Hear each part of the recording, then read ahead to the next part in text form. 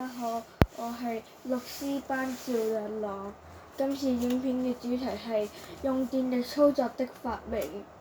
今次我要介紹嘅發明係鎢絲燈泡。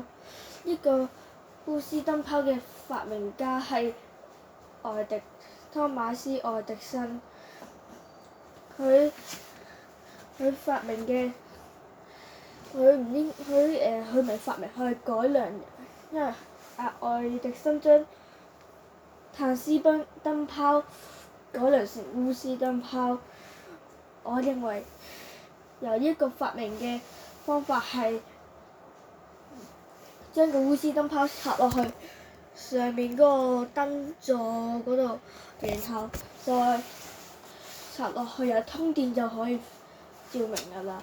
然後我認為呢個發明對日常生活十分之重要，因為佢可以提高人民嘅生活質素，更加可以減低火災出現嘅次數，以及由於鎢絲燈泡嘅材料係比碳絲燈泡比碳絲燈泡好啲。鎢絲燈泡嘅特性就係佢嘅色溫偏暖，就係黃黃地黃咁嗰啲啦。然後再加鎢絲燈泡，佢可以減低火災出現嘅次數，